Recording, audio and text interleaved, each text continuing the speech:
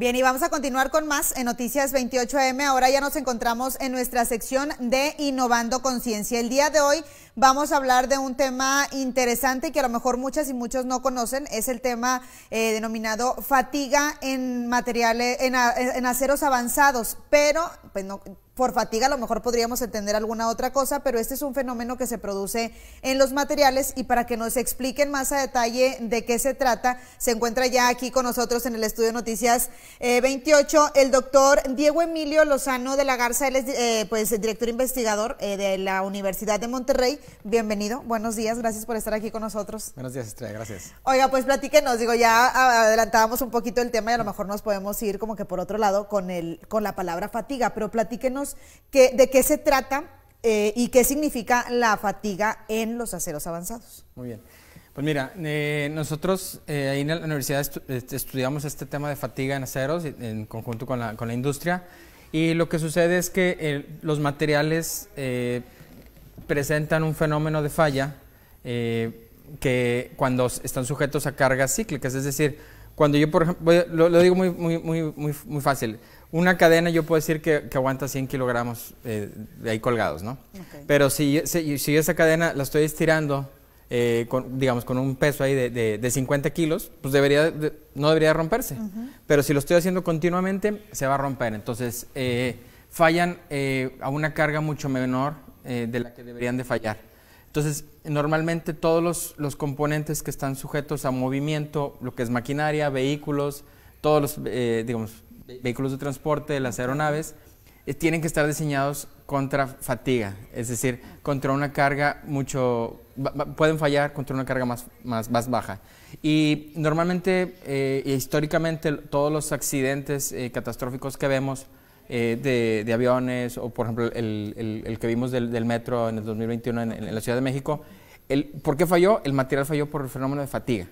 Entonces, por eso nosotros estudiamos estos fenómenos, para poderle dar información a la industria, para que la industria pueda diseñar basado en este tipo de fenómenos, para que no fallen, porque no queremos que fallen este tipo de componentes. Sí, claro, y es por eso la importancia de investigar sobre este tema de la fatiga en los aceros avanzados. Platíquenme, ¿esta investigación ya la concluyeron o cómo va y la importancia de hacerla, ¿no? Es una investigación que, digamos, tenemos tiempo haciendo. Por ejemplo, actualmente estamos trabajando con diferentes industrias, una industria de la generación de energía y una industria automotriz, y básicamente cualquier parámetro en la producción del acero que se modifique tiene un impacto en el comportamiento de la fatiga, del desempeño de la fatiga de los materiales. Entonces, para poder hacer cualquier cambio hay que verificar con pruebas físicas. Entonces, nosotros hacemos ese tipo de investigación para después retroalimentar si los cambios en los procesos son viables o no, desde un aspecto en el funcionamiento y desempeño de la fatiga, es decir, si va a tener una afectación o no. Ahora, en el tema de aceros avanzados, la industria automotriz por décadas siempre lo que se está buscando siempre es reducir el peso de la estructura del vehículo, porque eso se traduce a ahorros en combustible o en emisiones, y porque con los nuevos vehículos tienen más aditamentos, entonces lo van haciendo cada vez más pesado. Entonces hay que reducir lo que son las estructuras, y para reducir la estructura, al ser más delgado, por ejemplo, la lámina del chasis, pues tienes que tener aceros avanzados que tengan diferentes composiciones químicas que los hacen más resistentes, pero a su vez hay que comprobar su desempeño de fatiga, porque ahí puede haber una afectación. Ahí se podría tener un poco más de riesgo, por así decirlo, en este tipo de vehículos.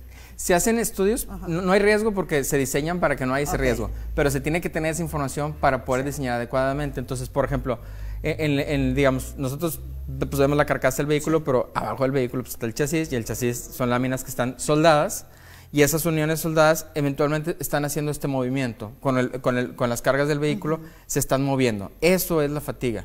Entonces, normalmente, digamos, el punto más débil del vehículo, en algunos casos, van a ser esas soldaduras. Entonces se tiene que hacer pruebas en materiales soldados y estarlos experimentando. Entonces nosotros lo que hacemos ahí en la universidad es corremos pruebas más o menos en una semana, el equivalente a lo que podría ser 20 años del vehículo. Entonces, son pruebas aceleradas, pero eso es una prueba.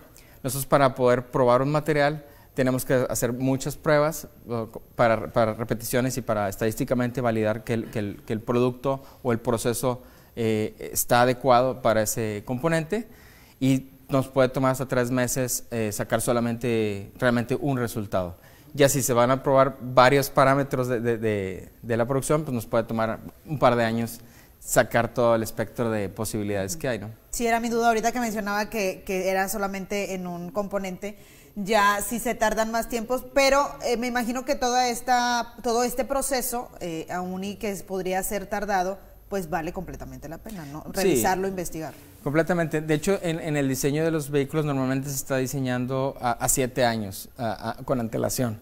Entonces, los diseñadores necesitan, para poner en el software, en la computadora, ciertos datos que son obtenidos de las pruebas físicas, para en base a eso poder diseñar los vehículos y hacer pruebas en la computadora, simulaciones. Claro. Ahora, ya nada más por último, quisiera que nos platicara, ahorita nos habla de la fatiga de aceros avanzados en la industria automotriz, pero ¿en qué otras industrias, claro, podría ser o cabría la importancia de investigar sobre eso?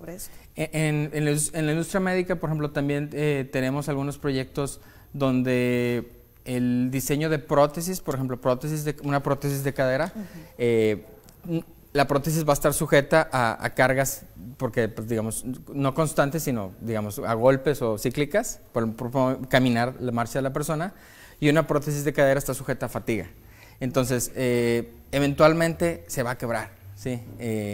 Si no, por eso normalmente se tienen que sustituir a cierto tiempo, o bien se puede diseñar para que no se quiebre nunca, pero hay que hacer pruebas de fatiga. Entonces, diferentes, en la industria aeroespacial, muchos de los componentes tienen que estar sujetos a pruebas de fatiga, pues en los aviones que nos subimos todos. De hecho, por ejemplo, muchos de los accidentes que ha habido donde la cola trasera se desprende y hay catástrofes, es por una falla de fatiga, donde empieza a haber una grieta, y la fatiga lo que hace es que durante cada carga empieza a crecer la grieta hasta que catastróficamente se rompe. Exactamente. Okay. Bueno, pues muy interesante este tema. Gracias al doctor Diego Emilio Lozano de la Garza, director de investigación ahí en la Universidad de Monterrey. Gracias por estar aquí y platicarnos un poquito más de detalles sobre este tema. Muchas gracias. Gracias, y por lo pronto nos vamos a una pausa, pero no se vaya porque tenemos más aquí en Noticias 28 AM.